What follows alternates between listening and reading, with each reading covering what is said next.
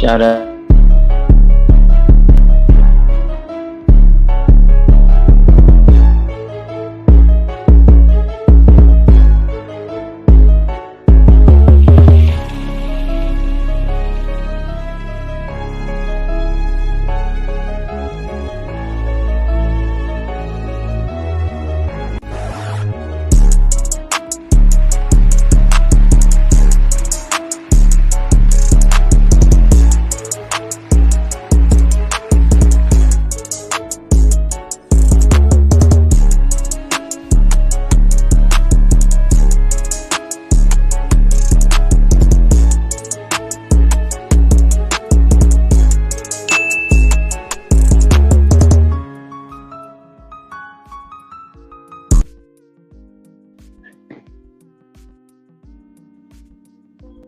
What up, people? I know we're just starting the live. We see Mr. He Said in the building. Shout out to the Harris Tribe Media. Shout out to Mr. She Said. And, always holding it down, having great conversations, streams, reactions, conversations. Good people. Very good people. Shout out to New York. We also got knowledge and relationships.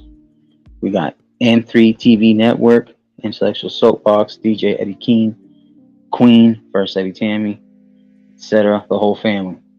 And also I can't forget about QB on Conversations. Great streams, and also shout out to Lola, Sirius B. Who else we got? I think that's everybody, and then I'm just waiting for a couple of people to show up. Hopefully, like Wally, JBJ, Truth. Hopefully, maybe among other people. We got a couple of viewers right now.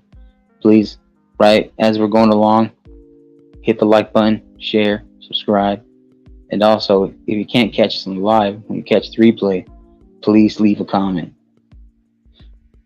And we got Wally, Well Talk Productions in the building. Said he's coming through. Says shout out, salute to Intellectual Soapbox and me. Appreciate it, brother. Appreciate you coming up. We're going to be talking about NFL, NCAA football, which I'm not feeling too good about because my team lost by one measly point. And then we got NBA coming up. Plus we had boxing, and we had MMA, UFC news, and maybe some little bit of baseball for some people that want to talk about it. Who knows? So NCAA football. We're going to start college, and we're going to work our way up to oh, by the way, the streamer link is pinned. Shout out to Intellectual Soapbox. Make sure you hit the link. Also for the Twitch game, StreamYard. Come over to YouTube. Yeah, NCAA football. There's a lot of great games, close games, a lot of upsets. You had Alabama losing to Tennessee, 52-49.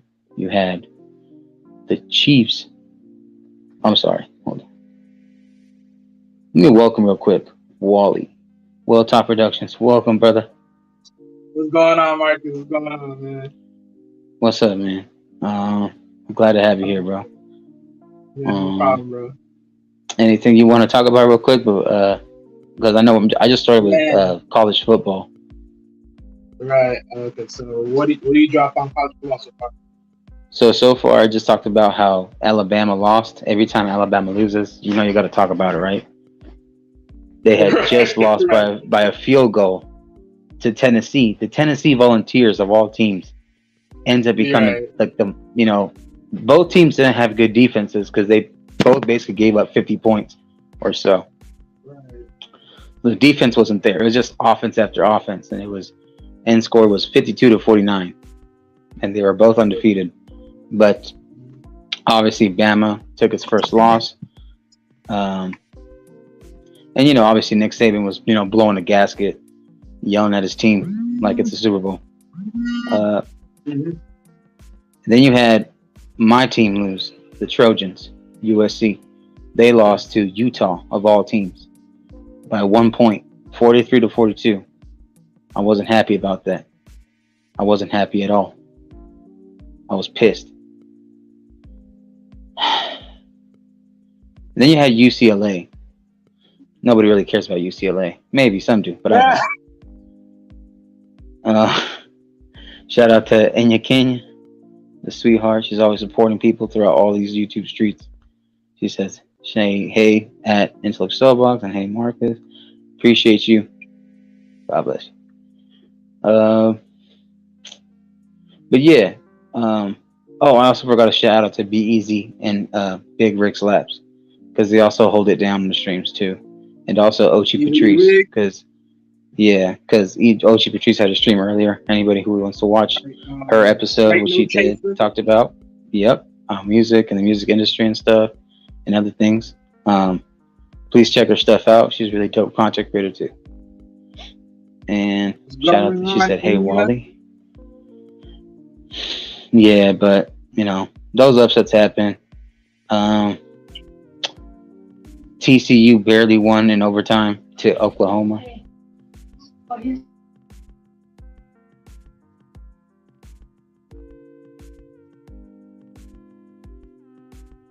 Okay, so Marcus had to take a quick moment, but yeah, I mean, just real quick talking on Tennessee, like literally Tennessee just went to like number 3 beating Alabama, and Alabama dropped out of the top 5 in the 6th seed. So, I mean, they're not far gone. It's going like, they're 6-1 now. So, you know, there's still enough seeds for them to get back in the top 5. And, you know, who knows? As we all know, even if Alabama falls back at least once, seeing them in the finals, it's more likely than anything. But time will tell. Time will tell. Yeah, what's going on? Yeah, knowledge relationship salute. Mr. He says salute. Knowledge relationships. Yeah. Mr. Bez, what's going on, man? What's going on? Oh man. But also, yeah, my bad. Just take care. My bad, Wally. Okay. Keep holding it down. All right. Okay, yeah.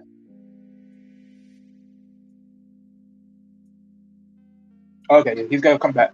But what else is going on? Good.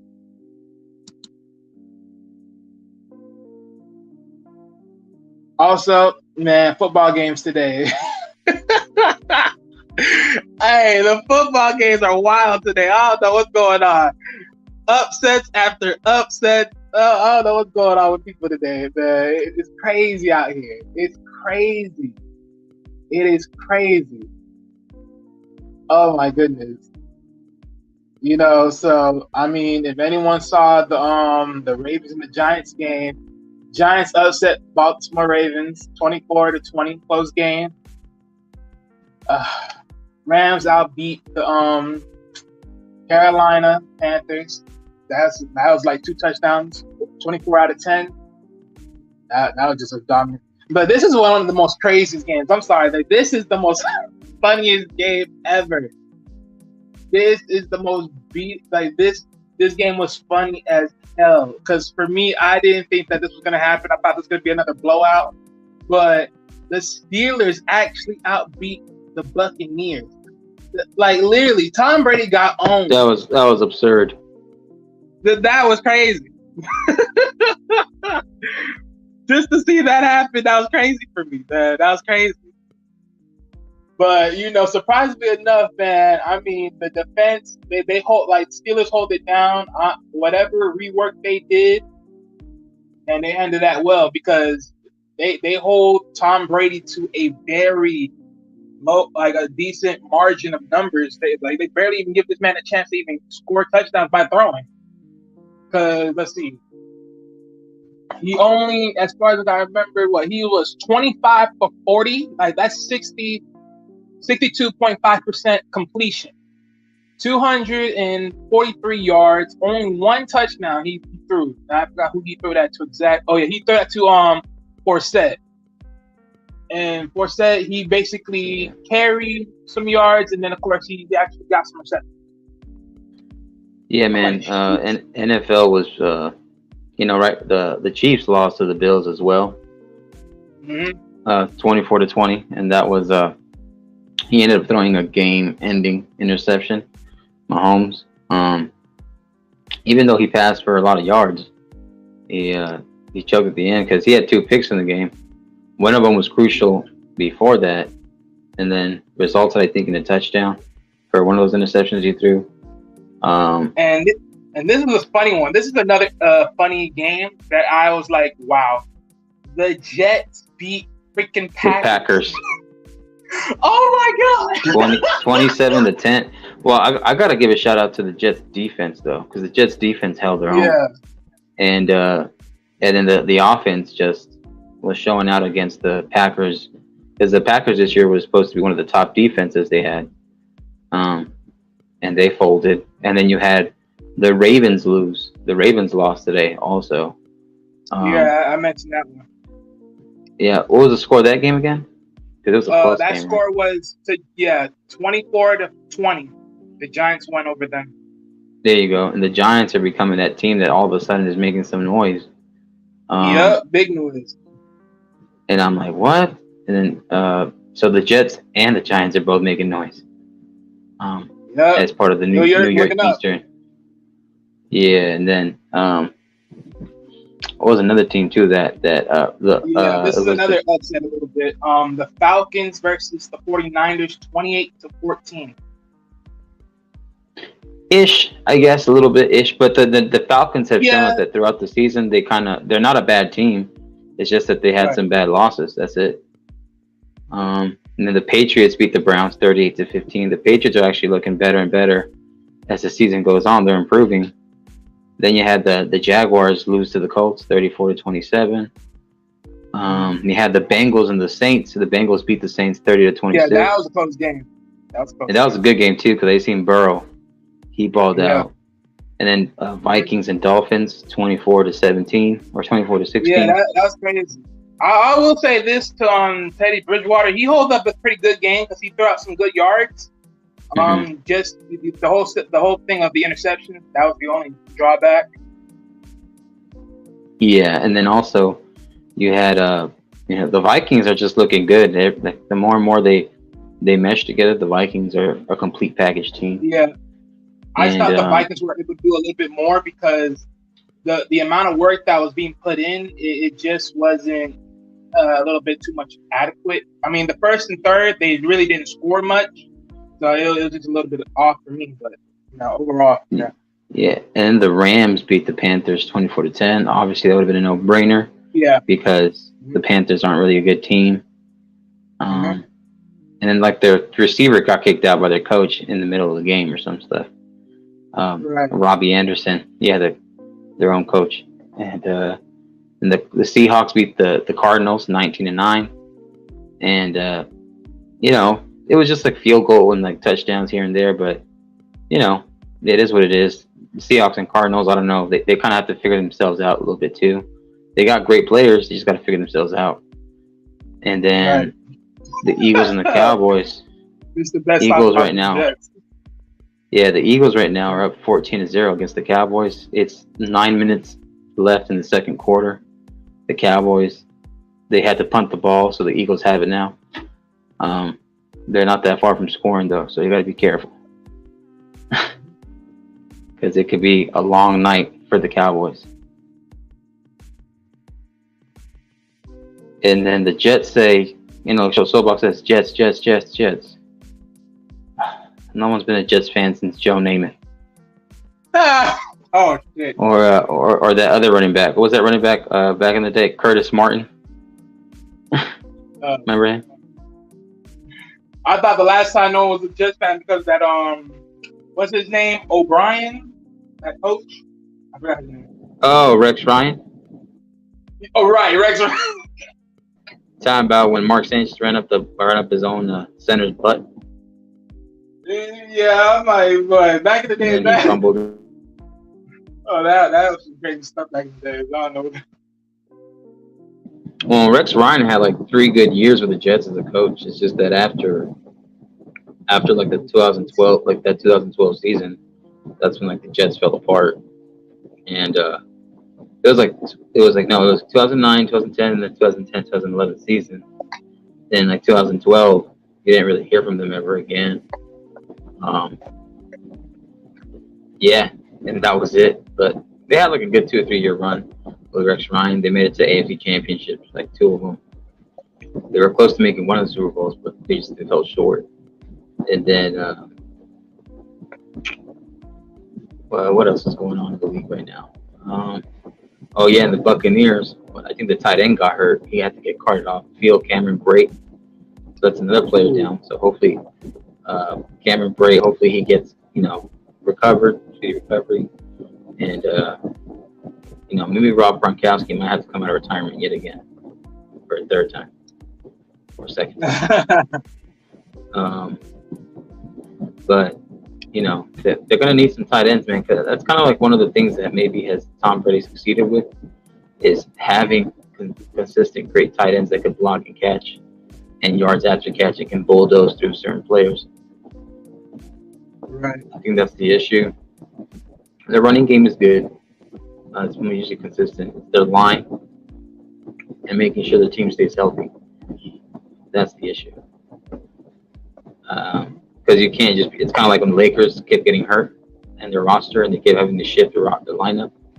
It's inconsistent. So it is what it is. The receivers, most of them were back. I think except for Julio, maybe. Because I saw Chris Godwin and Mike Evans out there, I believe. So hopefully, they lost by 1 or 2 points. Usually, this is their second or third loss this year, the Buccaneers, where it's 2 points or less. So literally, all their losses came within a field goal range of winning. And they should be 5-1 right now.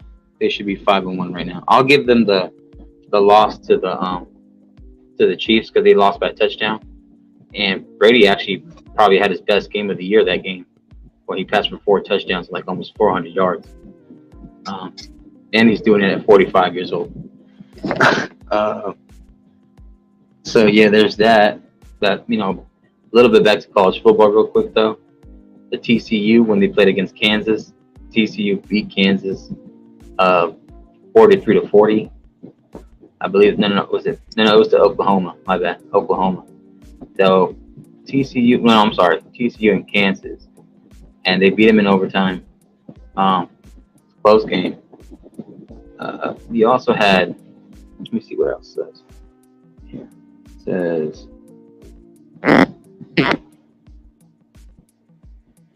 I'm just reading the scores real quick because I know that Duke. Okay, so Duke lost to University of North Carolina, UNC. The score was 30-35. UNC won. Then Clemson barely escaped a victory over Florida State because they were coming back. They were down 34-14. They scored late 2 touchdowns, and they had a little more time. They didn't throw the interception and turn the ball over once or twice. It would have been a different ball game. And then you've got who else? Right? Let me see. It's Mississippi. Mississippi beat Auburn 40-34. You had Michigan remain undefeated. They're doing good. I think Michigan has been one of those teams that maybe makes it to the Final Four. From there, who knows? But most likely to make Final Four if they keep it up. They beat Penn State, and they were ranked 16th, so it was 41-17. Michigan still remains undefeated. Oh, they beat Oklahoma State, not Oklahoma Sooners. So that's what TCU beat. That was the ranked 11th team, Oklahoma versus number 8 TCU. Then you had Syracuse, number 14 ranked Syracuse versus number 23 ranked North Carolina State. Syracuse won 24-9. Then you had the number 1 team in the nation, Georgia. They put a shellacking to Vanderbilt, beat them 56-0 or 55-0. And then you had Kentucky, the University of Kentucky. They had won their game against Mississippi State versus Kentucky, so it was 27-17 Kentucky. The Tulane versus South Florida. Tulane, number 25th ranked. Obviously they won 45-31. Then you had Iowa State and Texas, number 20th ranked Texas Longhorns beat Iowa State by a field goal 24-21. And Illinois is ranked 18th, 26 to Minnesota 14. So that's basically all your score updates for NCAA football.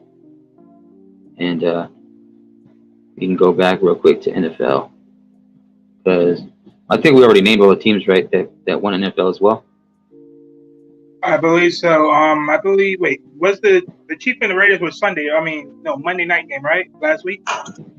That was last Monday, yeah. Well, I Sorry think about that.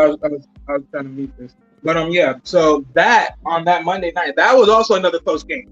I mean, honestly, Raiders could have snatched that, but it the was close. Raiders should be at minimum 3-2, if not 4-1, because a lot of these losses have been under a touchdown or a field goal. Right, because literally, like this was literally under 1 point. And they literally had a lead of 17 points in the game, and it was too much because Pat Mahomes was too much. The Chiefs' offense was too much, and Travis Kelce had 4 touchdowns that game. 4, not 1, not 2, not 3, but 4.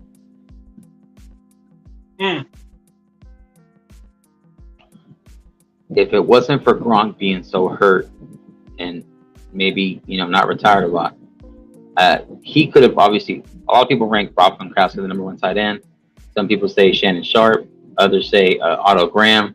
Some say Kellen Winslow Sr., not Kellen Winslow Jr. You can't talk about him. Certain things he did, but Kellen Winslow Sr., Otto Graham, Antonio Gates, Tony Gonzalez, Shannon Sharp, Rob Gronkowski. Those are usually like the Dallas Clark. Those are usually like the pinnacle tight ends of the league. Right, but Travis Kelce just brought up a storm. Yeah, so Travis Kelce's making the name for himself to be. He's already the greatest tight end right now in the game, and then the people behind him are George Kittle from the Niners, and then you have I believe he's like a tight end from the Bengals. He's one of the top tight ends in the league, and then you have who's the tight end? Oh, Andrews from Ravens. He's the top tight end, and then you have I don't know who else to name. Obviously, the Eagles or the Cowboys, they must have a good tight end there. Goddard, and then you have. I think so. Can't remember. Then he had like the Bills tight end too. Bills tight end is a great tight end as well. I think his name is Knox. Is that his name? Knox? I believe so. Yeah, I believe there's a Knox at the tight end. Yeah, I don't know because I don't know if he plays between wide receiver and tight end, and he switches in and out. But yeah, those are usually the top main tight ends right now in the league. Maybe I throw in like a Chargers tight end because the Chargers tight end offense is great too. That's a team that shouldn't have the 2 losses, maybe 1. The Raiders should be 4-1. The Chargers should be 4-1. I think the Chiefs should be 4-1 too, but it is what it is. And the Bucs should be 5-1. They should only have 1 loss, and that's the Chiefs, because that's fair. But not 3-3. Right. The Buccaneers are 3-3 right now, but they're still above the division. That's why it's crazy. Yeah. And then the fact that the Packers are behind the Vikings and the Vikings are leading the division is funny.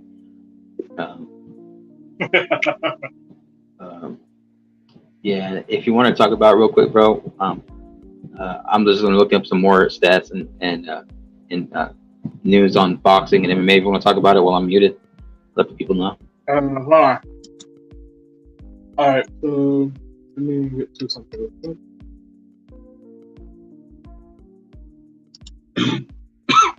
Sorry about that. But yeah, I mean, if I had to go into deep depth, let me see. So let's go into deep depth on a little bit of it. Sorry about that. Trying to get this article open now, but I can't.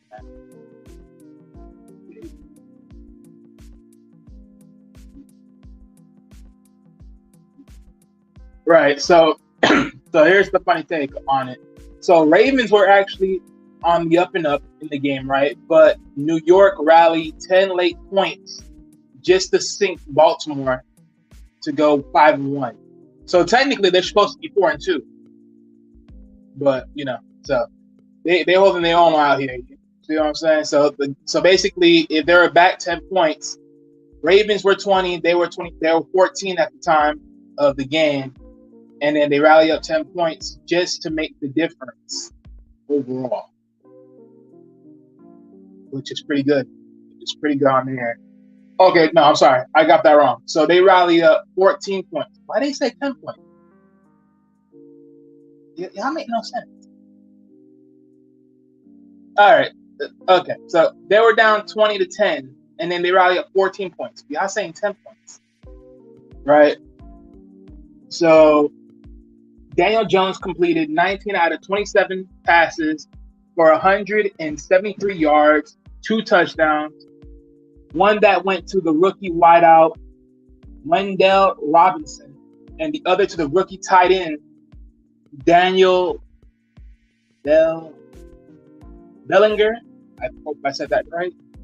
And then, of course, S. Brickley didn't dominate all game, but finished with the rushing yards of 83 yards and 1 touchdown. So, okay. That's pretty nice. So they probably hold it. Yeah, so, of course, Ravens defense, they always staying tough, but, they still couldn't finish this off. And they did pretty well. You know what I'm saying? They did pretty well today. You are being honest. Hold on, let me get to this.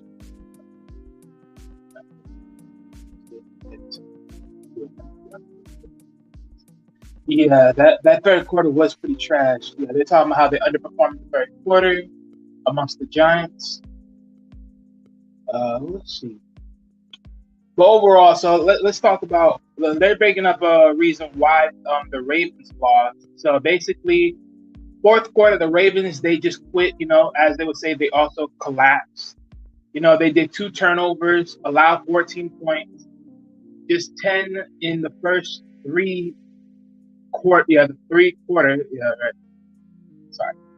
Sorry, the first 3 quarters, and then Jackson made some questionable decisions down the stretch. I mean, he gave the Giants their first interception the entire season in the fourth quarter. God, this isn't the first time Ravens have blew the lead this season. Yep, that's sadly true. And that's going to be questionable if the Ravens made a good choice even giving that man that contract, because right now it's not looking the way it should. But as we all know, your last performance pays your check for today versus what's being paid now. And at this point, there's a lot of questions right now. There's a lot of questions. That contract was reasonable for him to get signed with, looking at what's going on right now. But, hey, at the end of the day, what he did last time, that's what paid his bills, right? So you gotta be fair on that point. But yeah, I mean, that's what happens. That's what happens. You can't get complacent when you reach the final, the final stretch. You can't get complacent. All right, Wally, I'm back. Thanks for holding it down, bro. Yeah, no problem. Appreciate it. Always, Wally, come in the clutch. Wanted to talk about boxing because I know me and Wally are big combat MMA fans, boxing and UFC.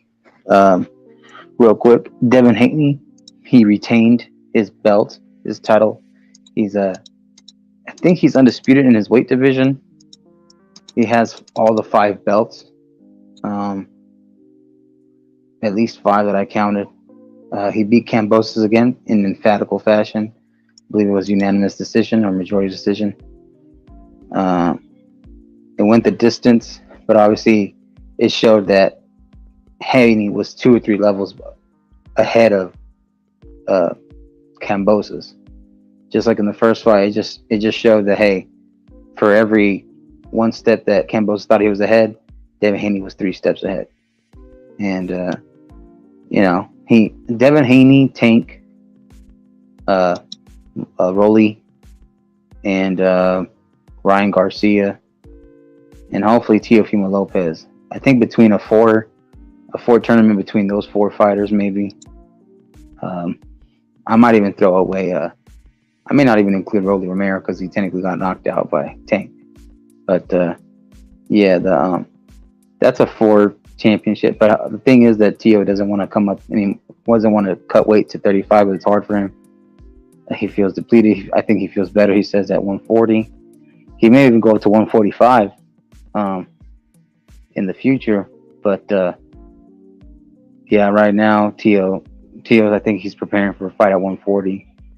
And then Ryan Garcia and Tank, they got to go at it. They got to definitely go at it. And I want to see Devin Haney and Tank. And I want to see Devin Haney and Ryan Garcia. So that's going to be interesting. So, and then you got Clarissa Shields. She went back to boxing. I think this is like her second or third fight back after doing a little mini 2 or 3 fight in the MMA, where she was like 2-1 or 1-1. But again, she was very impressive. She took the risk and she went over there, and she showed she was actually really good for her being her like first years too of MMA training. Yep. She went like 2-1 or something like that as far as professional. So she won her first 2, and then she lost the third one. So hats off to her. And but she says she wants to eventually go back to MMA.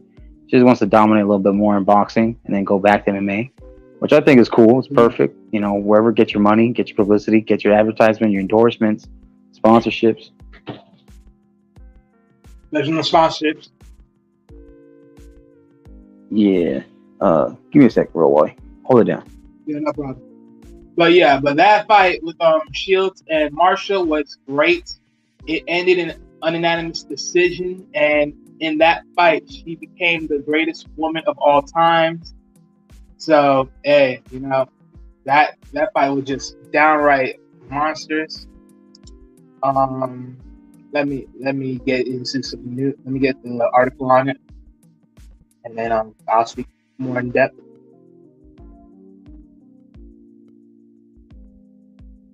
Right. So, but beating become the. So okay. So right. So they fought in. So Shields and Marshall were fighting in the middleweight division. As far as for women goes, I don't know what weight class that is exactly, but yeah. So they were fighting in the middleweight division, and you know, in that fight, you know, Shields outbeat her, which became the greatest woman of all times in that fight altogether. If I'm not mistaken. But the fight wasn't an easy fight. It was a messy fight, you know what I'm saying? Like that fight was not gonna go, you know, smooth for her, you know what I'm saying? So that fight was a brutal one, but it was a good one, right? And funny enough, they have history. You know, they were old amateur foes back in the days. And, you know, to see them now fight each other in the pros, this fight was a very highly touted fight. You know what I'm saying? You know how it is. When you face somebody back in the days, they had your number, and then now here you are again, and people have questions. Will they have your number again? Or will you outbeat them now because you're way more experienced than you were before? And, you know, that was just the story of the day. You know what I'm saying? But when it came to the fight of, you know, technical agility and skill, Shield was just a better fighter. Her speed, her head movement, her footwork, it was just too much for Marshall. She wasn't able to really connect too much among Shields, and Shield was just able to just put that work in. So she just struggled overall. She struggled with various punches. She just struggled just responding, and it just wasn't enough for her to, you know, over-tout Shields in her movement and her skill set. Because Shield is just putting that work in. And at the end of the day, it was just too much for Marshall. And, you know. Mm-hmm. Marshall Shields got her ass whooped. Class. Yeah, my bad. I didn't mean to interrupt you. While if you no, you good. Yeah. I don't know if you want to talk about UFC though, because I know MMA, UFC, and Bellator have a lot of potential fights, and then remember the whole celebrity TikTok, social media influence boxing. So Martinez knocked out cold Cub Swanson. Did I ever tell you, Wally, who lives close to me in the valley? one of those fighters is Cub Swanson. Uh, Yeah. yeah, no, he would go to the gym I would go to and work out and train a lot, and then when he wasn't going to his Mhm.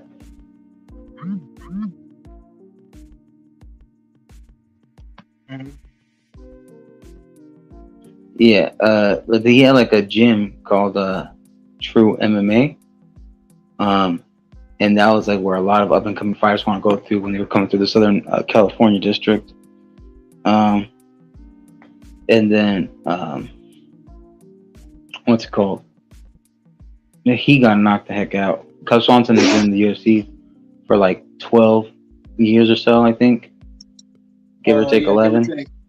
He's Yeah. been in the UFC for a while, so he's put in his time. He was a title contender at some point, but Yeah, but he never got close. he never got close. He was just a title contender.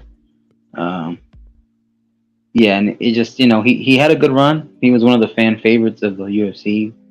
People liked, watching his fights. Kind Yeah, of he like was. Clay Guida, kind of type thing, or Nate Diaz a little Yeah. bit, not on the level of Nate Diaz, but kind of like a sub Yeah. level, And Right. Mhm. I think John Jones. They're saying that John Jones is scheduled to have his fight by December, if not Yep. January. Yep. Hopefully, it's in December though, because I want to see him fight. Because it's been like over 2.5 years since we've seen him fight, um, or at least till summer of 2020. I think that's the last time I saw him fight.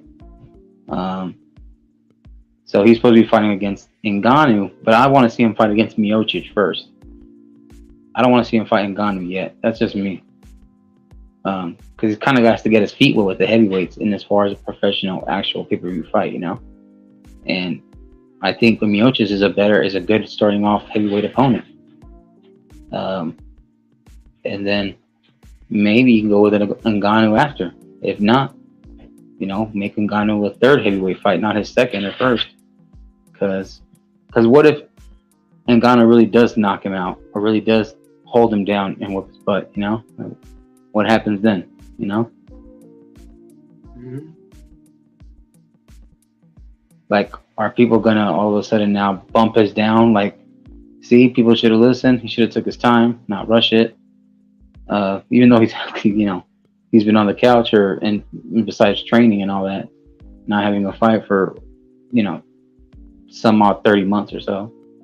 Because everybody remembers when he was fighting Thiago Santos and Dominic Reyes and such, and they were saying that if it wasn't for a judge ruling in the difference and not scoring over Dominic Reyes in his fight, Dominic Reyes would have won, and he would have had his first loss technically of the year, which I count that as a loss because he didn't win that fight because he got exposed a lot by Dominic Reyes. But then Dominic Reyes lost 2 or 3 fights in a row after, and Dominic Reyes right now ain't happy because he's in the prison.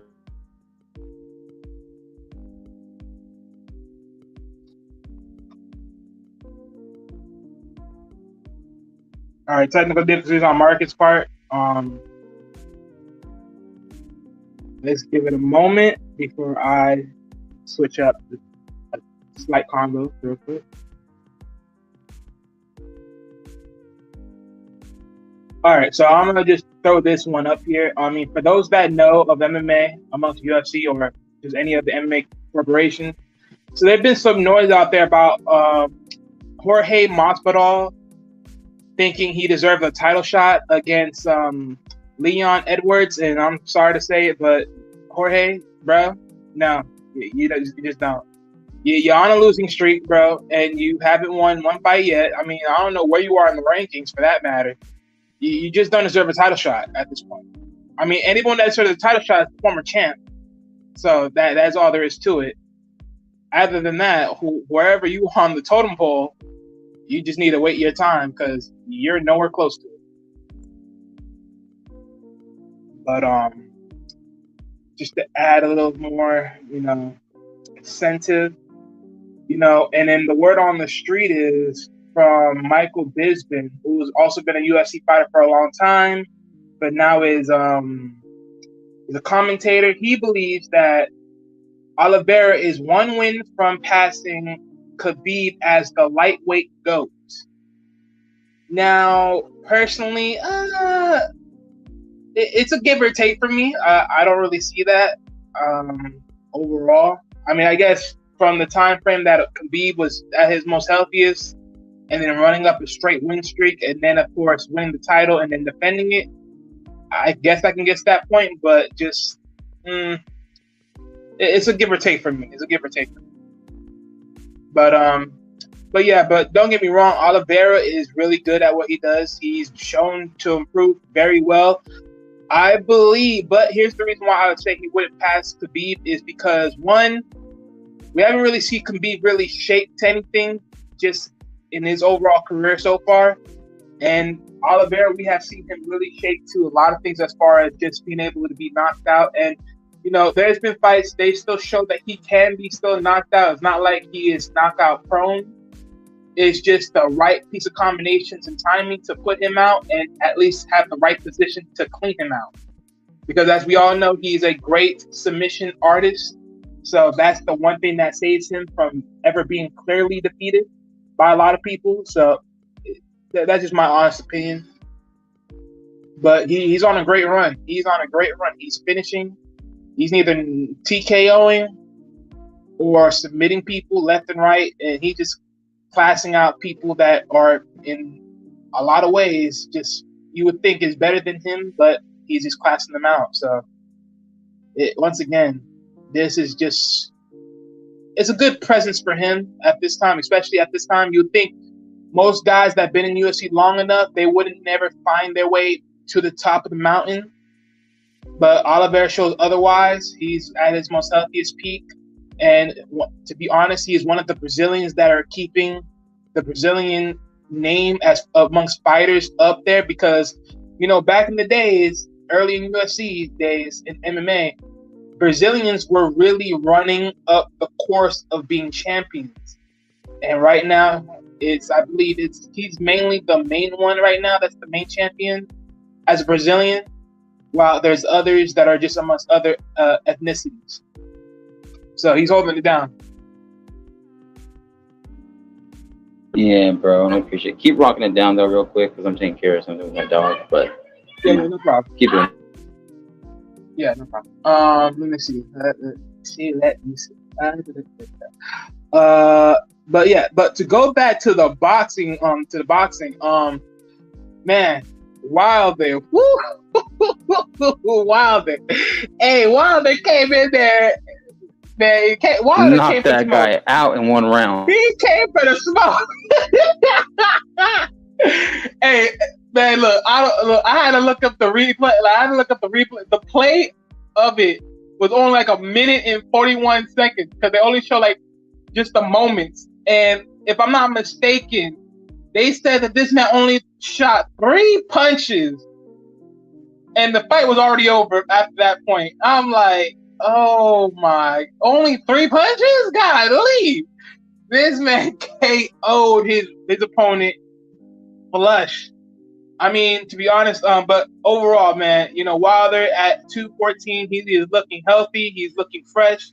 He looked like he can really move himself the way he is, and he's holding it up to par. I think if this was the Wilder that we all know and love and appreciated throughout his career, this would have probably been the Wilder that had owned Tyson Fury, give or take. But man, it was crazy. It was crazy. Oh my goodness. Oh my God, that was something good. Oh my goodness, Wilder. Okay, hold on. Let me get the fight reports. I gotta get the fight reports because this is crazy. Oh man, this was just insane. Yeah, man. The Bronze Bomber came back after having back-to-back losses against Tyson Fury, man. Right.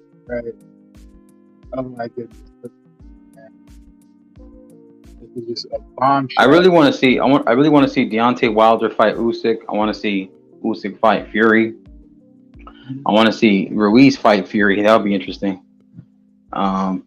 And then maybe Ruiz and Usyk, or Ruiz and Wilder. Right. Yeah, that would be nice. What about you? What kind of fights do you think? I mean, honestly, I'll take in any fight. It don't matter as long as they heavy hitters and they make it a show. Excuse me, I'm down for anything. But I mean, there's a lot of things going down. You know what I'm saying? People are talking about, despite like 2 losses, people are still thinking of a third fight with Wilder and Tyson Fury, even though who knows that'll ever Well, they happen. already had 3 fights though. They did? Excuse me? Yeah, the first fight was a draw, and the last 2 fights was a loss. That Fury Okay, basically so knocked him out. okay, that's why I'm okay. Okay, I was reading that wrong then. Okay, yeah. So basically, the trilogy goes towards Fury in favor for 2 wins. Right. Yeah. I don't believe in draws though, but okay. But yeah, hey, but I'm looking at the image of this man dropping. Bro, this is crazy, bro. He made him fold and stuff. This man got folded. It's funny, bro, when you see someone get knocked and then they legs buckle and then they fall back. I'm like, oh.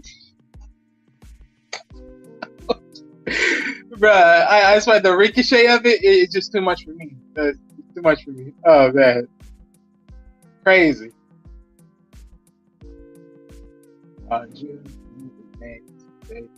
What you think about Sterling versus Dillashaw? Sterling versus Dillashaw. That's gonna be a fight that's coming soon, right? Or did it already happen? It's coming up next Saturday. Oh, okay. Man, yeah, that's gonna be an exciting fight. Honestly, for me, I'm gonna say this.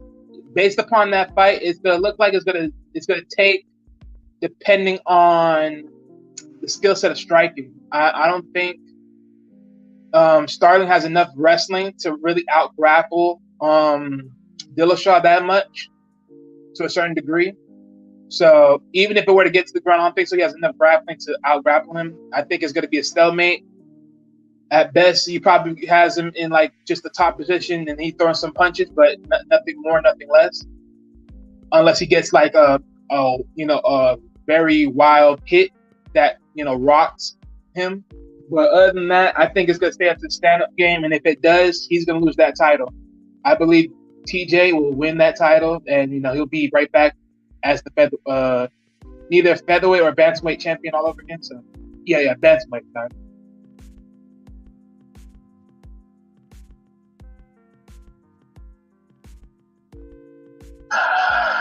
Yeah, that fight is a co-main event of next week's card. Okay.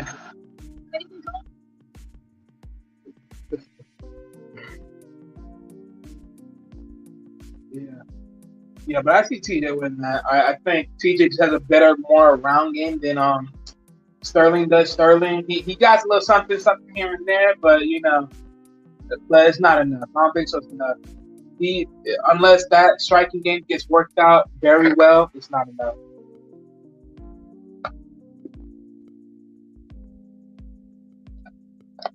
Yeah, and then like the third fight, I think, is Peter Yan versus Sean O'Malley.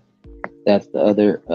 So it's gonna be like the third fight is Sean O'Malley of the evening, the co-main event, Dillashaw versus Sterling for the belt, and then the main event, obviously, Islam Makhachev versus Charles Oliveira. Man, that is gonna be a crazy fight. That could be a crazy fight. That wrestling versus that jiu-jitsu, boy. Let's see what happens.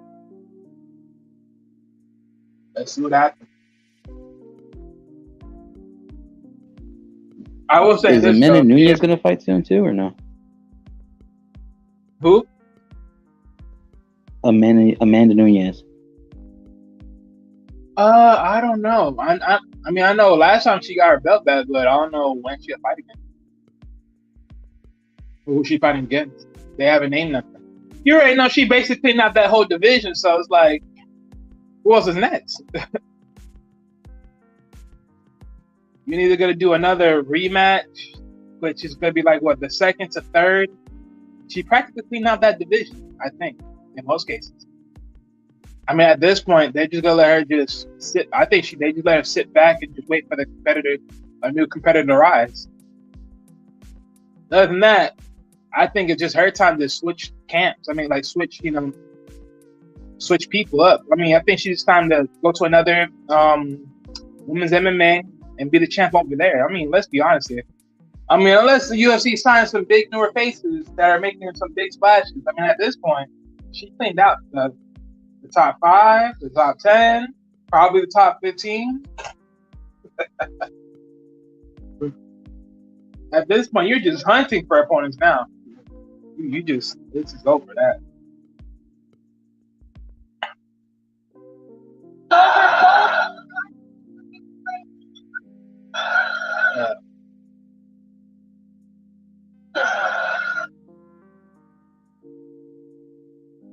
right.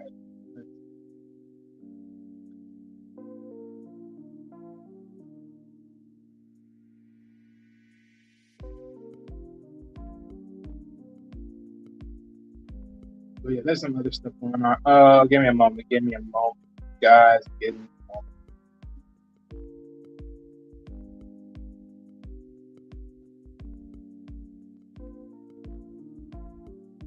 Normally they show me the highlights where you actually punch the daylights out of the game. Oh, okay. Oh, wait. Please tell me this is where they see this. That man. That man, like, what the hell just happened? He's literally looking to the sky like, what just happened? What just happened? I'm seeing ducks because it rotates with stars. Oh man, that's just horrible. That is horrible. Oh man, that's crazy. Oh my goodness. It is get to the corner. Up.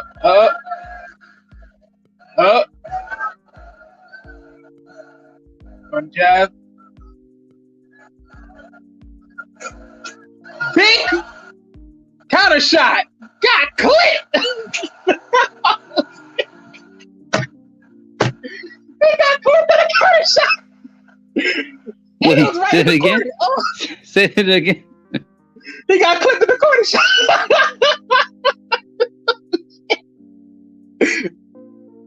Oh my god, he should have never did it. Wait, which one is this? Which one is this? No. I'm literally watching a replay of Wilder and the other dude. Oh my goodness. No, he went lights out, bro. He got flatlined. Yeah, man. Oh my goodness. That was crazy. As much reach as Wilder has, this man clipped it in the corner. I'm trying to see was it the right hand or was it the left hand? Oh my god, this is straight gold. I forgot too. Next fight, next weekend, Saturday on the main event, the pay-per-view or UFC 2. Is it UFC 280? Either 280, 281, one or the other. Okay, can you Google that real quick? All right, hold on. So the next UFC, which is next weekend, which is the main pay-per-view event, because they have things in between that's like UFC Fight Night, the UFC Vegas.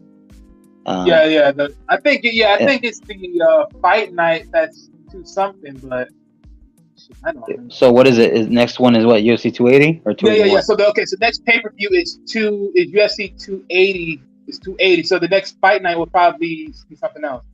Okay, so UFC 280 is when Frankie Edgar is gonna have his last fight for retirement. Frankie Edgar has also been a fan favorite, and he's a former champion. He's fought at featherweight and at lightweight. He's been a champion and a contender in both.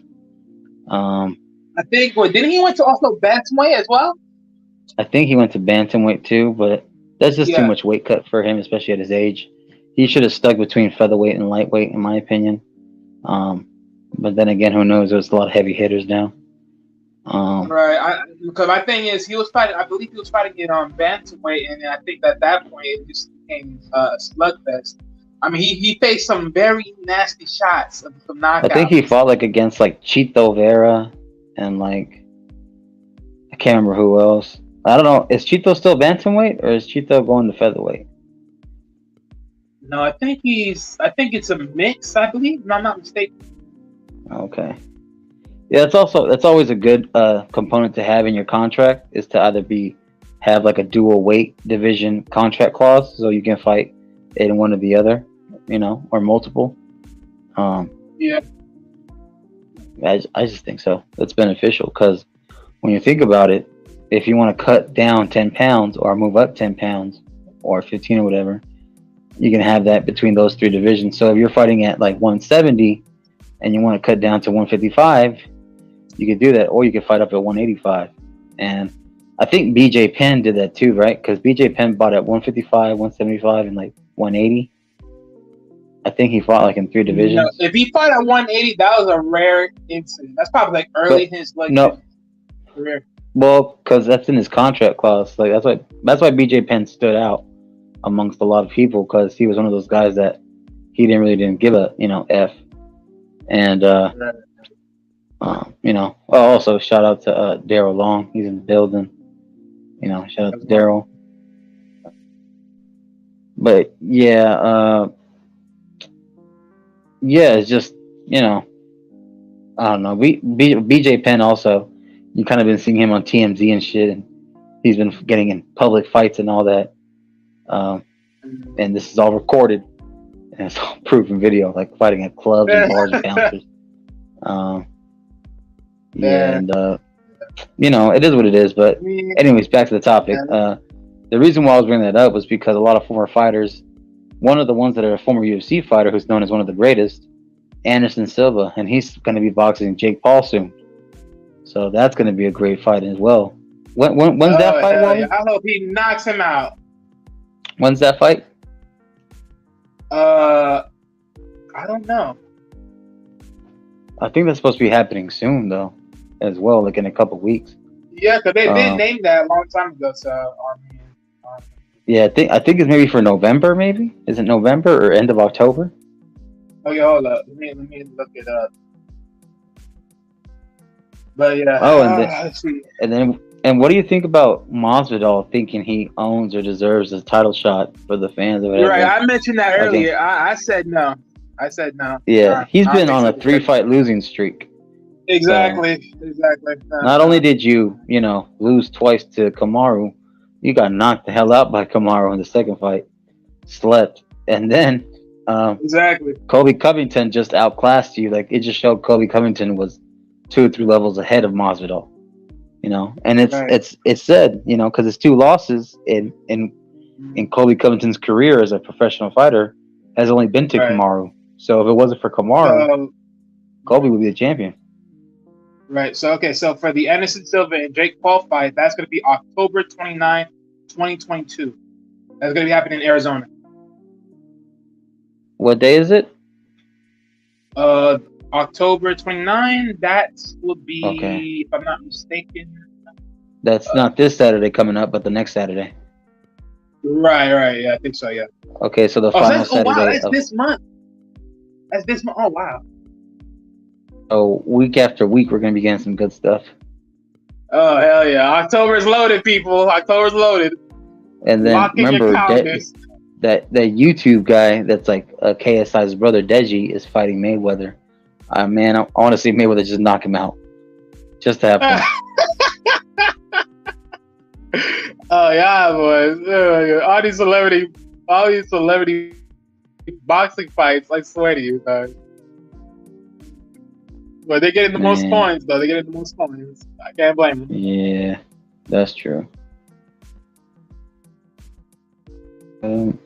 Yeah, but like those days of like the celebrity boxing was way different compared to what it is now. Now it's like social media influencers, and I want to see Jake Paul against at least Anderson Silva will put up a way better fight than what Tyron Woodley, Nate Robinson, or Hassan Gibb or Anason Gibb and Ben Askren. So I know right now Jake Paul is 5-0, but he's 5-0 against a bunch of has-beens and never been, and a bunch of never beens as well, because he fought a basketball player before he fought I think after he fought the basketball player, he fought a YouTuber. If not, it was vice versa. He fought a YouTuber, then a basketball player. Then he fought a wrestler who never strikes. Then he fought Woodley, who was way past his prime. And Woodley, technically, in the first fight, almost knocked him out because he stumbled on the ropes. And, hopefully Silva, maybe even, what's his face? Guy with the big traps. Remember that guy with the big traps? Vitor Belfort. I hope he fights him too. Ooh. Because Vitor Belfort knocked out. I think he knocked out. Is it Tito Ortiz? Is that who he knocked out? In boxing? Yeah, right? Boxing? Oh yeah, I think that was what. Because that was the fight they had in boxing, was Tito Ortiz versus Vitor Belfort. Vitor Belfort had hands, bro. Has hands. Man, look. Tito already know what time it is. He should have never been in that fucking ring boxing. He can't box to save his ass. Yeah. And Daryl Long says shout out to 84. And then he's and you can, saying shout out to Daryl Long. But yeah, it's interesting because now, the days of boxing for what it was.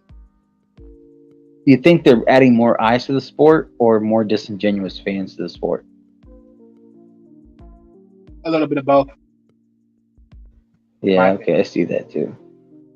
Yeah, because it's like once again, it's like Jay Paul, he ain't gonna face no real boxer in this bit. So it's like, who cares? He ain't facing none of these real names. I mean, sure, the only person that's gonna be willing to face y'all motherfuckers is Floyd, because he knows he's gonna class y'all and it's gonna be an easy fat check for him, because it's all about the numbers. But you ain't gonna face nobody real, like in these real boxing promotions, and be out there and go rock the boat.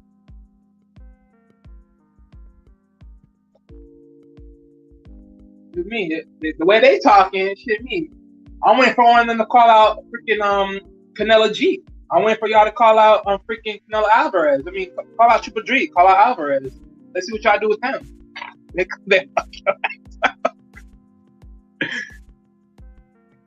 Maybe call out fucking Manny Pacquiao or something like that.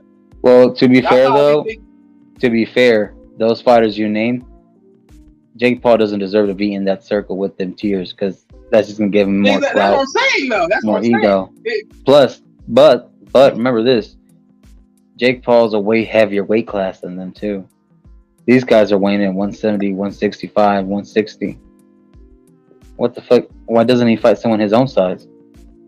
So why doesn't he fight Tommy Fury? The only reason why Tommy Fury couldn't was because the whole airport and TSA and stuff. That's why he couldn't leave the country. So I think Jake Paul should fight over there. So you remember Tyson Fury's brother Tommy was going to fight him. They had it scheduled.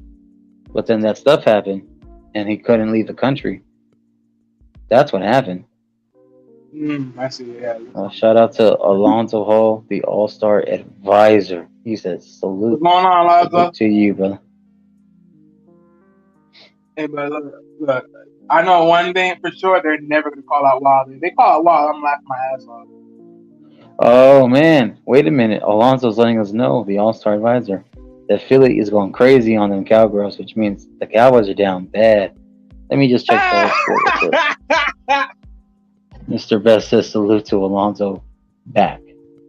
Appreciate it. Also, please make sure, like I said before, leave a comment, like the video, share, and subscribe. At the Cash App, any donation, any type, any form, any format is contributing to the panel, the podcast, to give y'all great content and great show and conversations. Appreciate you all. Let me just check the score real quick. If you want to keep talking about UFC, maybe Bellator, bare knuckle, let us know, bro. So some future matches coming in. So at UFC 281, which is also going to be Frankie Edgar's last fight as he enters bittersweet retirement.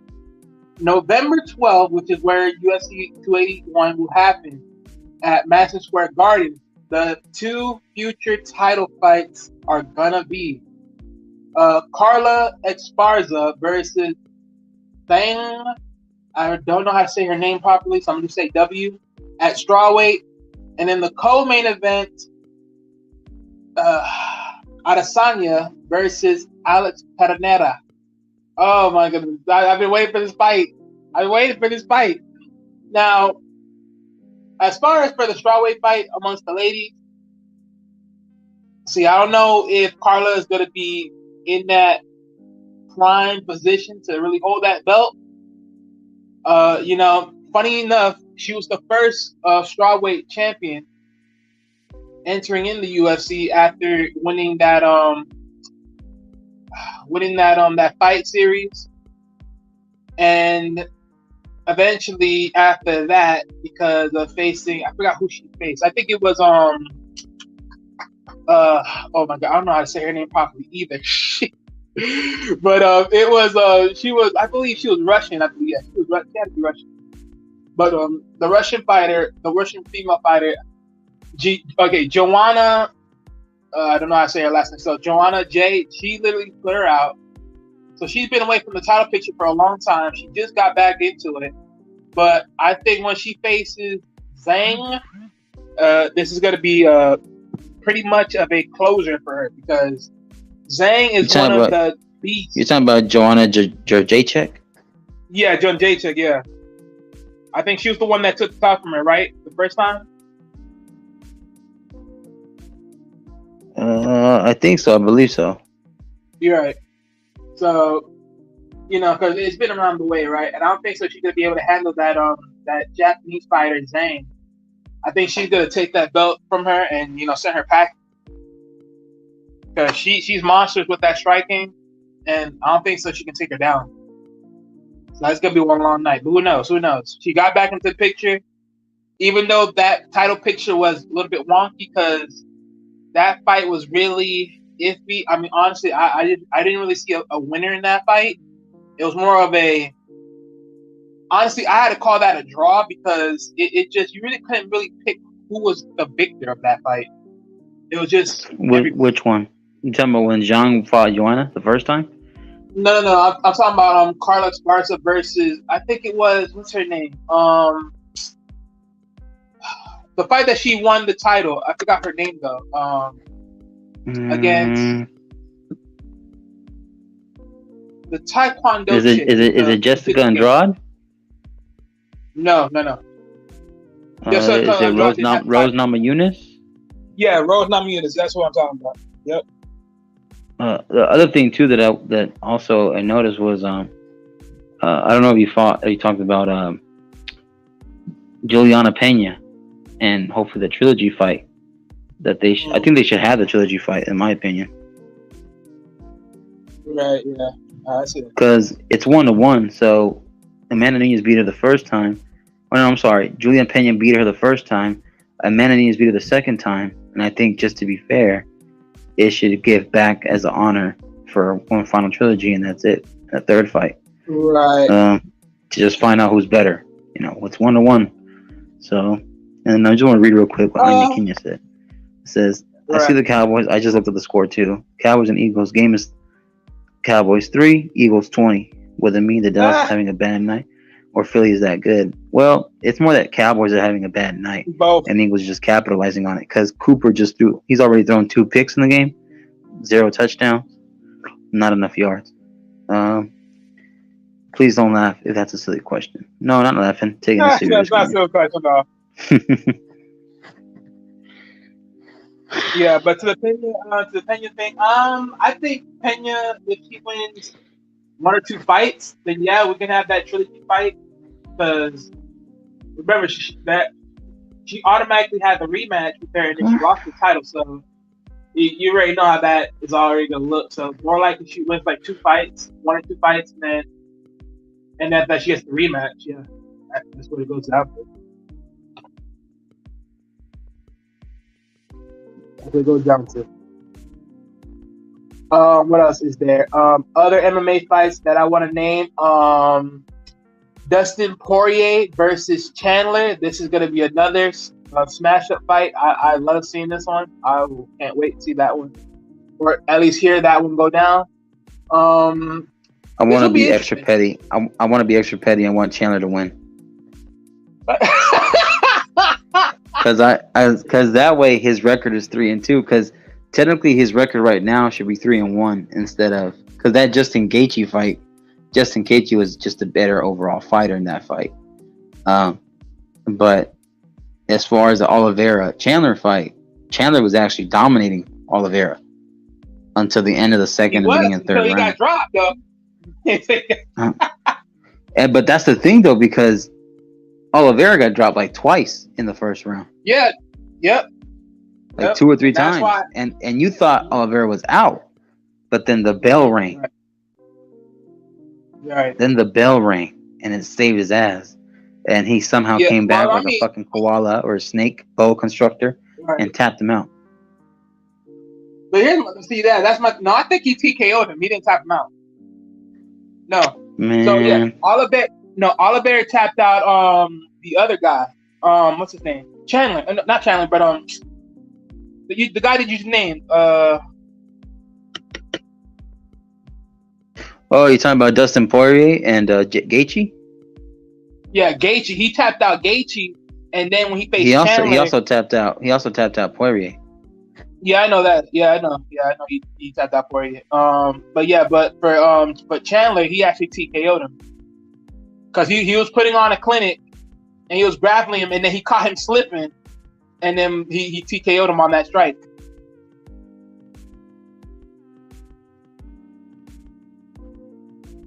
But that was the weird part for me because it's like, for me, looking at Chandler, it didn't look like he was tired. But as far as just him just constantly grabbing him, doing the Muay Thai plum and everything else, I didn't think he tired him out to the point that he got him clipped like that. That was the weird thing for me. But, hey, that's why you always got to make sure you got to be on your game. That's why you got to make sure to be on your game. Oh, man. Crazy.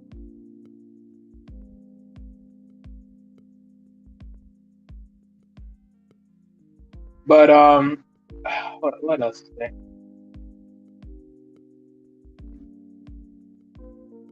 But also, wait, what do you think about Khamzat? Hamza Chimaev? Yeah, what do you think about him moving up to middleweight? I mean, this is pretty much sad, but you know.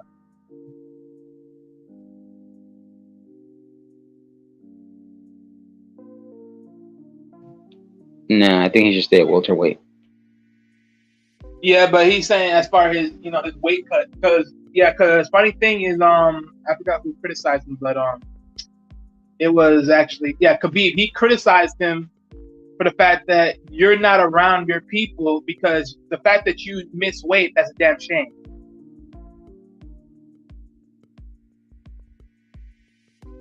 But yeah, they're talking about him moving up to middleweight, and I was like, okay, well, that's.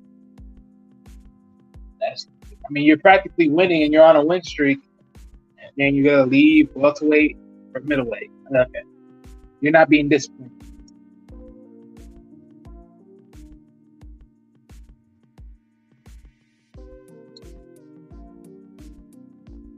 And then freaking Alonzo said both times, and Philly sucks. Hey man, don't be talking about the Eagles. Don't be talking about the Eagles like that. Don't be there talking about the Eagles. Them Eagles are staying up on top. What are you talking about? Them Eagles are undefeated. I don't know what you talking about, Alonzo. Dallas, on the other hand, Dallas stays losing. But they're Americans' team. Shouldn't me? I don't know who's a part of American. I don't know who amongst Americans that say that's Americans' team. That ain't my team. Oh, shouldn't me? Them boys suck. I'm sorry. For all you Cowboy lovers, them boys suck. Excuse me, you do not hear no more of what's his name? Of the running back. You don't hear his name no more. He dried up. Dak Prescott, who is he? The dude that they thought that was the savior? Shit me. Savior no more. Savior no more. Man, look here. Them Patriots ain't nothing, boy. Ain't nothing. Yeah, they got their little win. They got their little taste, you know what I'm saying? Them turkeys will win tonight and lose to the rest, KF, the season. You and your Patriots ain't going nowhere, man. Your Patriots ain't going nowhere. You lucky freaking Bill Belichick is cleaning up his act. Shoot me, I was ready to call out his retirement. But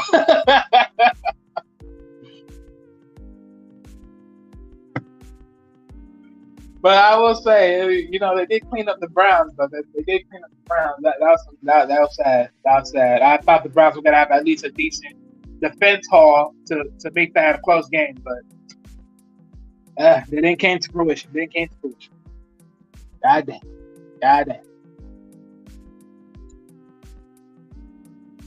Oh, man.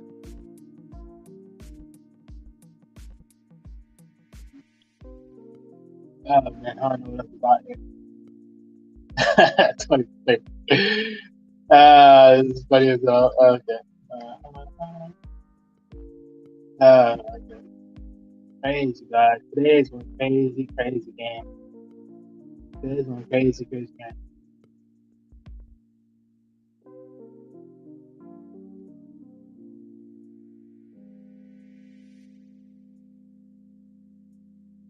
Man, as always, these sports, you know, sports weeks, man, I don't know what's going on, man. You know, NBA, the NFL, I mean, is just, you know, one wild day, man. It's one wild weeks.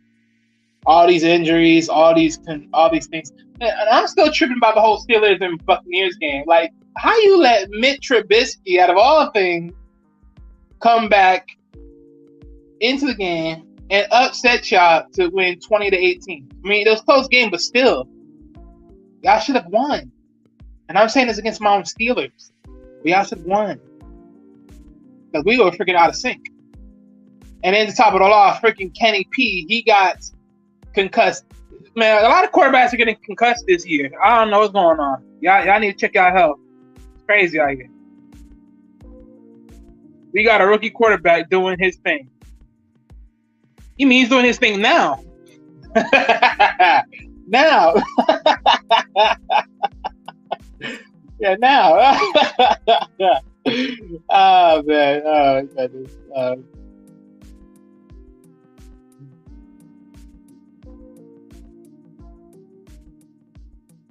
Oh, my goodness, man. Crazy, man. Crazy.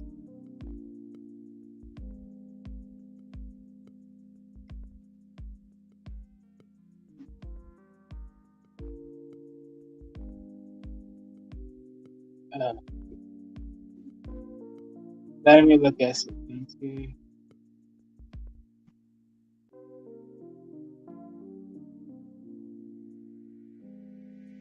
Yeah, a bunch of games, man. You know, a lot of crazy upsets out here, man. A lot of crazy upsets. Man, look, I'm surprised the Jaguars even lost the Colts. I thought Jags were gonna beat that one at least. It's a damn shame. That's a damn shame.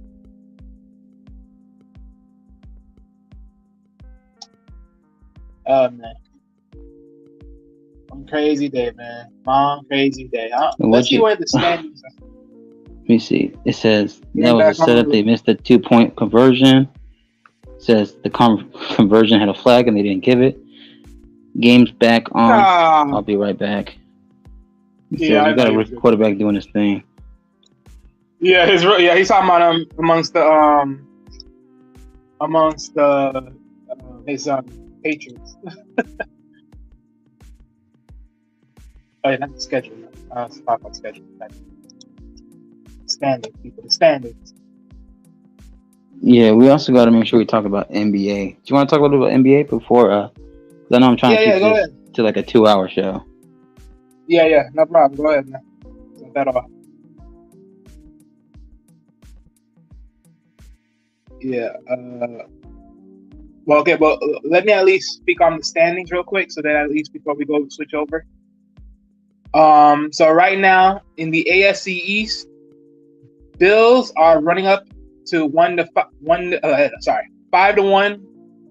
Jets are 4-2, which I'm surprised by. Dolphins 3-3. Patriots 3-3. They're winning 2. Dolphins losing by 3 are in a 3 streak. Bills and Jets are the win streak of 3. In the AFC West, Chiefs are 4-2, Chargers 3-2, Broncos 2-3, and Raiders 1-4. Honestly, I don't know what's going on with them. I don't know what's going on with the boys. But they lost one. Formerly, they were on a 3-loss streak. Broncos are in a 2-loss streak. Chargers up by 2, and then Chiefs, they're in a 1-loss streak now. And in the AFC North is a lot. It's just rocky for them right now. It's hella rocky. Ravens and the Bengals are 3-3. Both Browns and Steelers 2-4. Let's see here. Ravens are only just lost 1 streak. The Bengals on a 1-win streak. Browns are on they lost 3 of their last.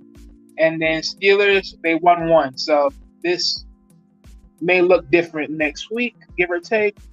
And then the AFC South, both Titans and Colts are 3-2, which honestly I thought the Colts would be a little more down. Maybe the Jaguars up, but it's different right now. Okay, wait, actually no. Let me change that. So the Colts are actually 3-2-1. Sorry about that. 3-2-1, people. Right. So Titans, they're on a 3-win streak since their last 2 losses. Colts, they're 1 up by 2. Jaguars, they lost their last 3. And then Titans, they won 1, and they're at a 1-3-1, and then Jaguars are at a 2-4. AFC, you're in a wonky state in some cases. And then in the AFC East, Eagles staying strong, 5-0. Giants stay 5-1. Cowboys 4-1. Okay, so the Cowboys not that bad, but they're about to lose, so it is what it is. And then the Commanders, they 2-4. The Commanders, they 2-4. Boy, hey, look here, that new name came with nothing. Oh my goodness. Let's see here. So so the Eagles, Giants, and Cowboys, they're on a very good win streak. Eagles, of course, they're on a 5 straight win streak. Giants, they're on a 3-win streak. Cowboys, they're on a 4-win streak. And then of course the Commanders, they're getting themselves in the win column with 1 win moving forward. NFC West. If I say NFC, I'm pretty sure I said that, but NFC West, 49ers, Rams, and Seahawks are 3-3, with the Cardinals being 2-4. So that division is really close. Honestly, 49ers should be 4-2. They should be 4-2, or even then 5-1 maybe. But nah, I digress. Rams, give or take. Nah. Give or take. Oh goodness. NFC North, Vikings 5-1, Packers 3-3. God damn you, Packers! Shame on you. Shame on you. Bears 2-4. Lions are 1-4. Lions. Understand, this is a staff problem. Go ahead. I said go Lions, being petty. Look, at this point, the Lions, they have to face it. I think it's more of a management of the coach and everybody else problem. I can't see this no other way, because you guys are seeing this right now. I mean, y'all switch between the Rams and yourselves, quarterbacks, and at the end of the damn day, it's still, there's a picture that's still not being shown, and that's just you guys. Y'all got to go. Someone got to go in that old porch. They got to go. They just got to go. But, Vikings, they're the top dogs. They're winning with a 4-win streak on top. So, shout out to the man, Kirk Cousins. He holding it down. For all y'all that shitted on Kirk Cousins, you like that. You like that.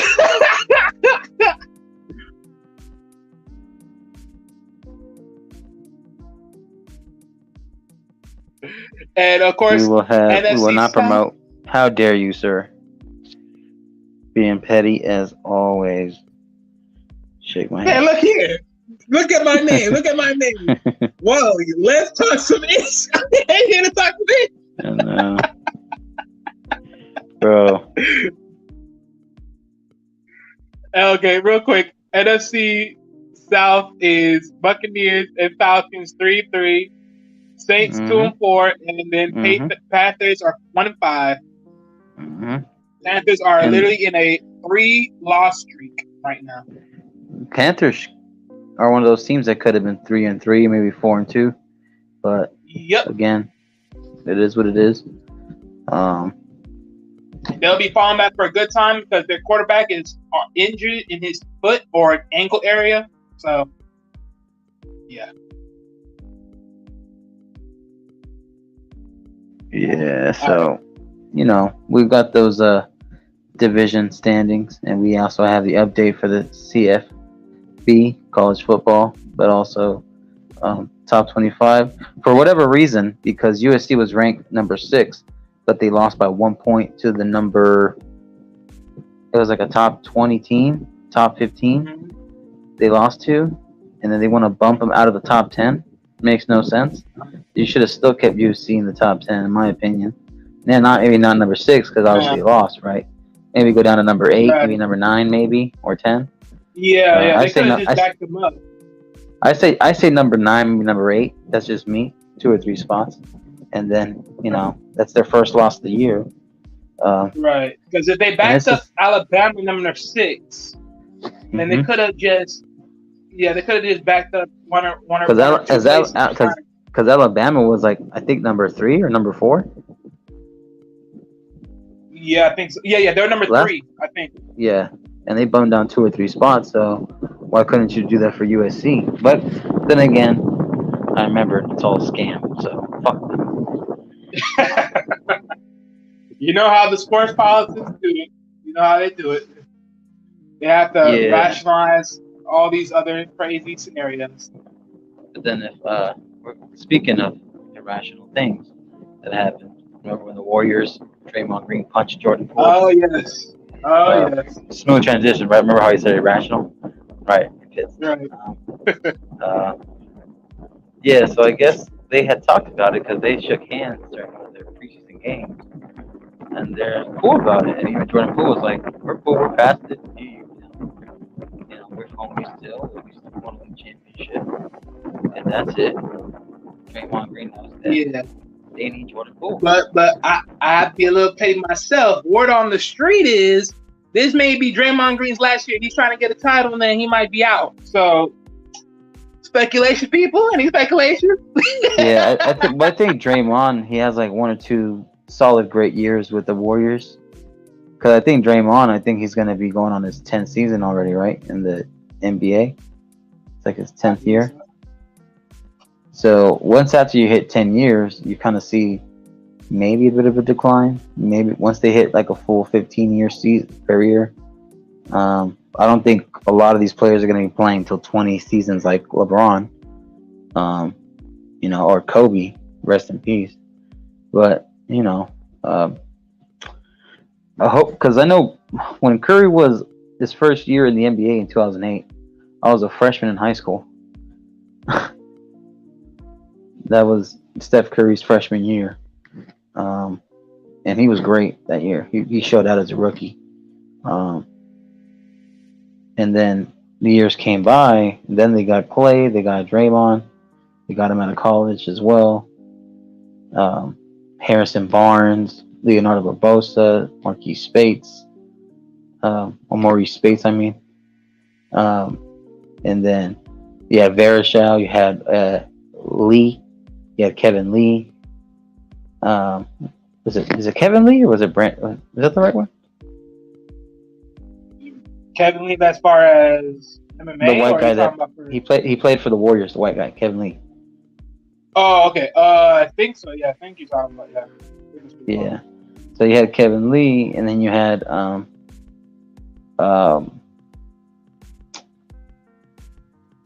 There you go. I'm sorry, I'm drawing a blank. Bogut, and then you had Sean Livingston. And they were solid players, right? They were solid players to play within the league for their team. Right. And obviously their finals record, I think, as a team themselves, I think has been like 4-2. But one of those obviously was a robbery because it was the 2016 NBA Finals, and we all know what happened. It's David Lee, you bum. It's David Lee, you bum. Okay, my bad.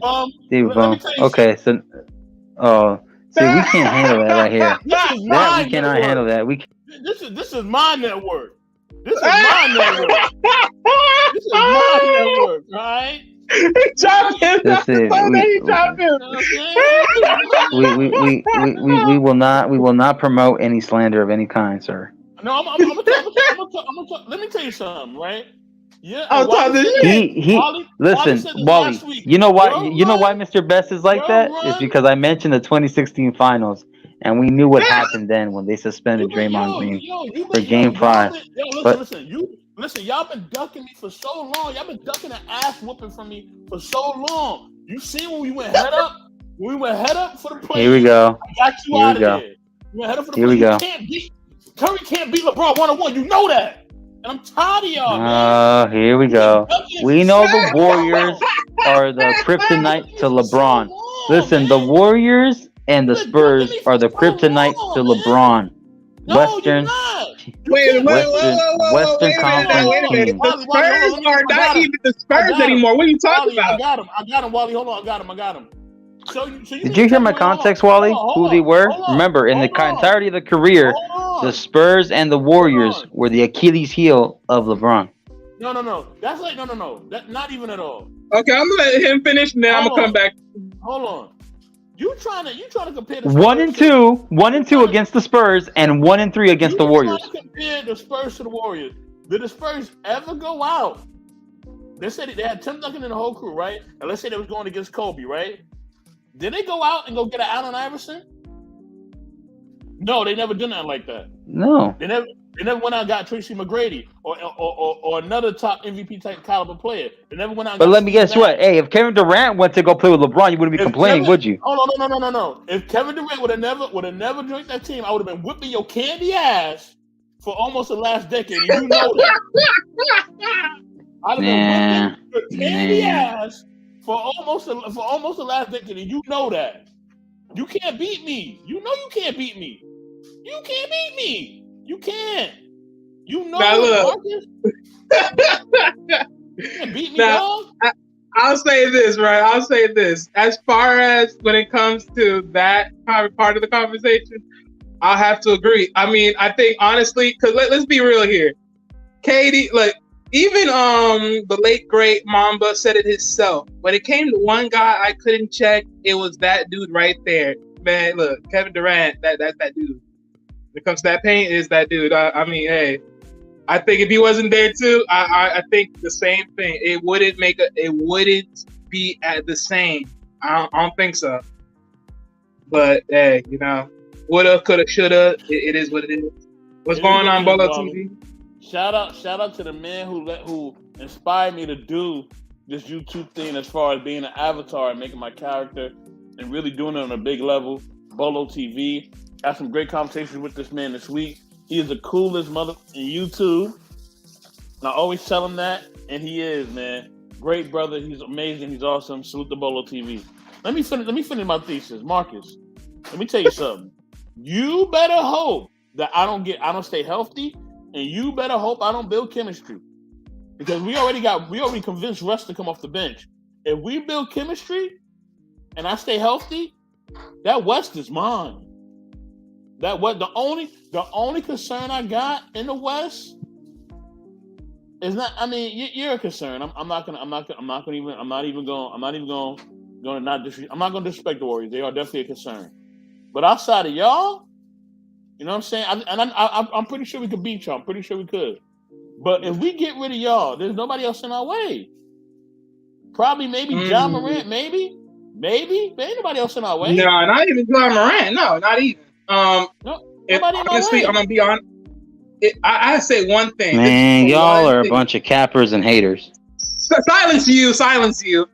If I had to say one name other than the Warriors that will handle the Lakers, it would be LA Clippers if they stay healthy. That's it. That's the only thing. If they stay healthy. Nah, not good enough. I have to agree. This is what I have to stay on. I'm gonna stay on that. That's it. Not good enough. They I think they have better coaching possibly because I haven't seen everything Darvin Ham can do. So I don't know how he coaches. But what I'm seeing from the preseason, he is super intelligent and he ain't no punk.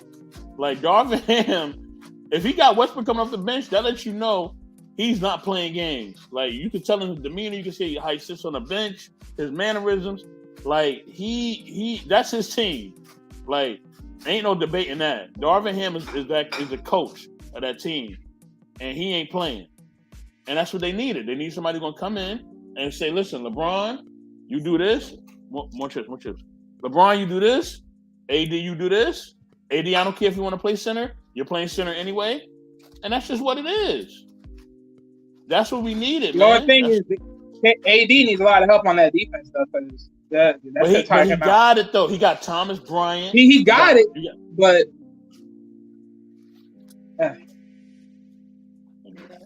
as long as they help, it is what it is.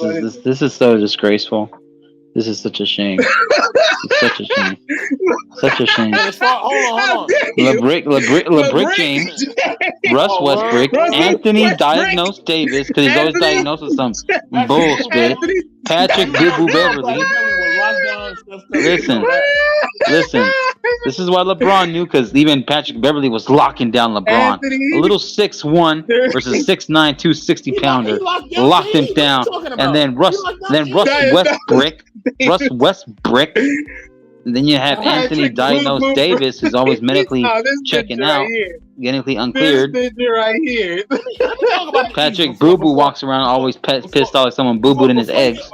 Before he goes on his haterade tirade, let me get to the East real quick. As far as the East all depends on if the Bucks are healthy. The Bucks are healthy, the season is over. Okay. It don't matter. I don't care what. And the Warriors. Warriors. I deflate that bull. Nope. Sorry. What? I deflate that bull. Look. I deflate that bull crap. Man, look. Jimmy Butler coming for that ish. We coming back, goddamn it. The Heat is the only team that could beat the Bucks. The Heat and maybe the Nets if they're healthy. The Heat ain't got no chance. The Nets got a chance. We got chance, goddamn. We got a chance. We got to slide them. And you can't sleep on the Sixers either. You can't sleep on the Sixers. Nah, they're not doing that. And Boston. Man, look, I'm with him. They ain't do shit. Look, man, nobody. Look. If the Bucks are healthy with Middleton, nobody's beating them. I'm putting that out there. If they're healthy, if Chris Middleton is healthy, that's the East Coast is over. It's over. Just get the Eastern Conference title and let them go on their way. All right. I mean, hey, it may take them 6 games to 7 games. And guess what? Hold on. Guess what? When the Warriors are healthy, it's a wrap. It's a wrap. It's a wrap. It's a wrap. It's a wrap. You know why? If it was a because the greatest shooter is Steph Curry. Where were you in that 74 the greatest shooter is where were y'all? Y'all ain't nowhere. Y'all got y'all booty stabbed by the freaking Cavaliers. Listen, like I said. Don't mute me. When that happened. Remember this. Like I said, when that happened. Y'all made a robbery because of some words. Even Klay Thompson said it perfectly. I guess LeBron's feelings got hurt. But guess what? We won 3 championships after that BS. We won 3 championships after that BS. Yeah, one of them championships. We won 3 champions after that BS. But LeBron only won 1. He won a bubble. He won a basically participation / half a championship in that bubble. Y'all trying to get KD this year, and that's what we do. Y'all trying to get him this year. Listen. We won 2 rings without KD. We won 2 rings with KD. It don't make no difference. That just proved the point. Hold on. That just proved the point. And remember when the Raptors beat us, we were a broken team because we were injured. You had KD out. You had DeMarcus Cousins hanging on one leg. You had Klay out. Klay got hurt. Huh? Look, on that Huh? one alone, the only reason that y'all lost that one, and even in the worst case, is because KD didn't want to motherfucking sit back and wait a little bit.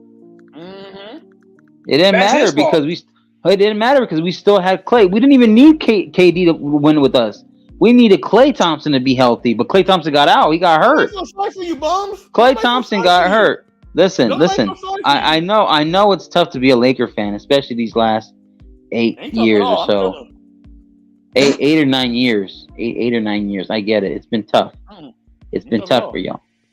I know, and I know the only thing you can hang on to, besides the memories of the late Mamba, rest in peace, but also the fact that y'all won that bubble of an atrocious excuse for a championship called the NBA bubble, freaking pandemic championship, if that's what you want to call it.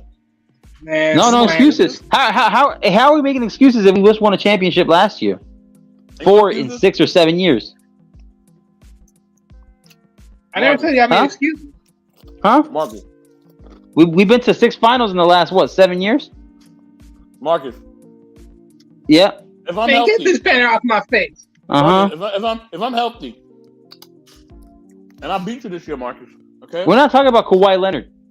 I'm gonna sing a song to you. I'm gonna sing "Latest and Greatest Inspiration" by Teddy Pendergrass. All right, but I'm gonna change the lyrics up to fit your bones. Because I'm gonna tell you who you are. You are Joe Frazier, and I'm Muhammad Ali. No. Joe Frazier. You are Joe Frazier. No. You are Joe. See, you don't get it. You don't get it because technically, I'm either Sugar Ray Robinson or I'm Mike Tyson. Because a little guy, there's a little guy out there who is known to be the best shooter, the greatest shooter in NBA history. Mm-hmm. His name is known as the Chef, Steph Curry. Mm-hmm. You know, he's the greatest shooter in a generation of generations. This year. And then guess what? No, LeBron ain't gonna do dilly squat. He's done. Okay.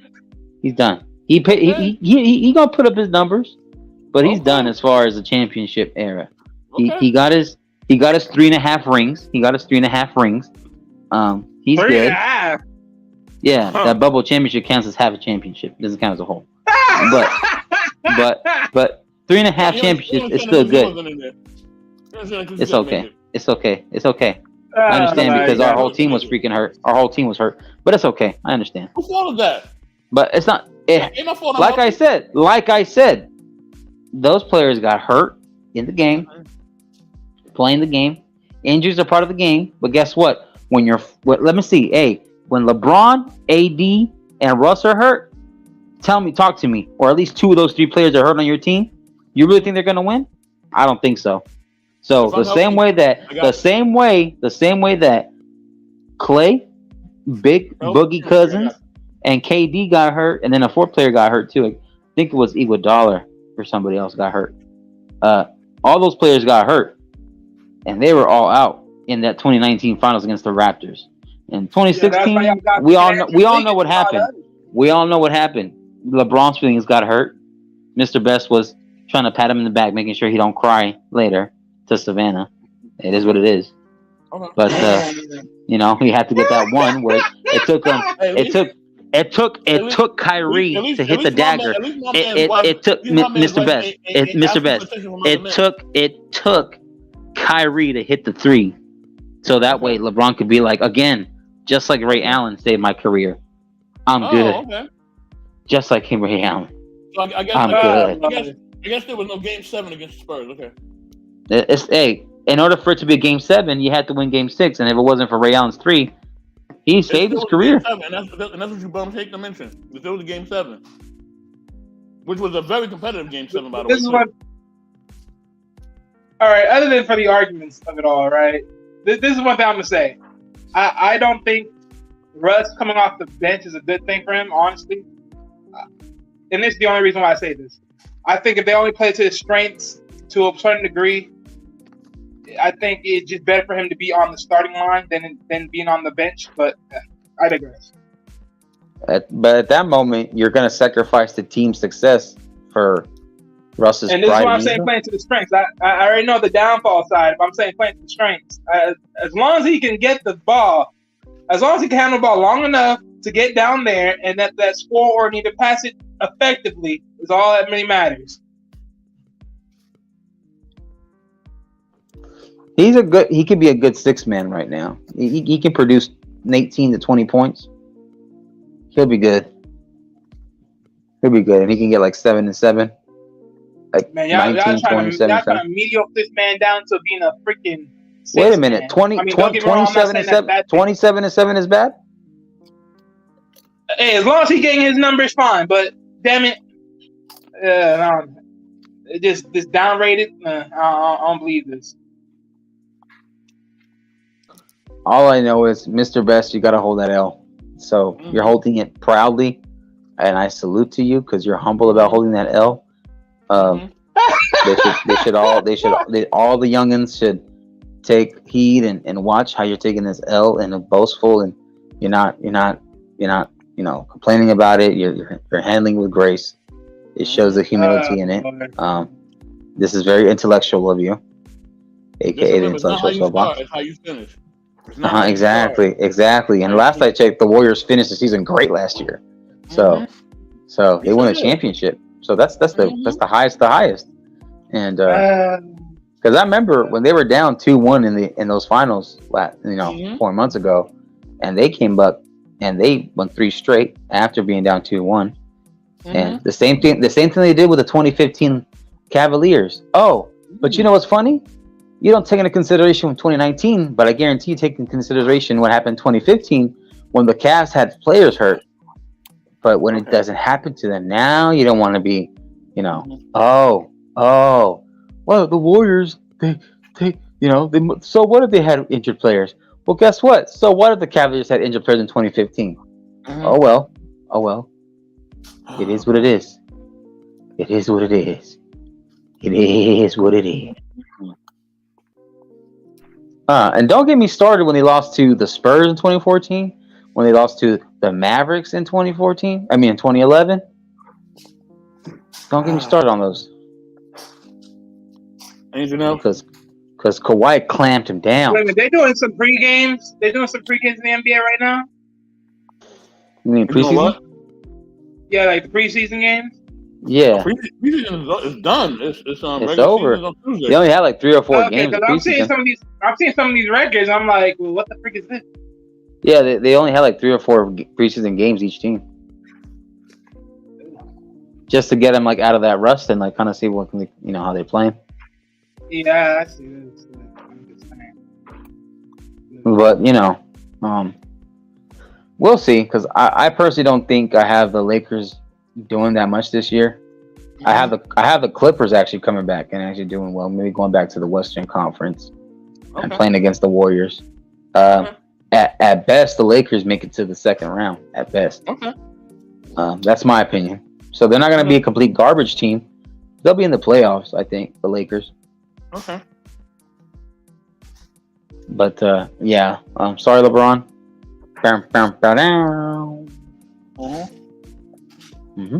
And then, it's going to come down between the Heat, the Bucks, and the Nets. Those are the 3 teams for the East. We'll see about this. That's what y'all said the last 2 seasons, and guess what happened? I'm not worried about that thing. Look like a pot. Past is the past, baby. And y'all remember too when y'all played the Heat in the NBA bubble finals. The Heat had 3 players down too that were injured. They had Goran Dragic, who was elite scorer, down from the first game. From the first game of the NBA Finals, Game 1 in 2020. Hey, elite scorer Goran Dragic out. Bam Adebayo got hurt. He had a shoulder injury. When he came back, he wasn't the same. I think it was like Game 3 or Game 4 or something like that. And then you had another player on the Heat team. So at least 3 players on the team, Heat's team, that were productive starters or role players. Out. 3 to 4. It's all good. Bless you.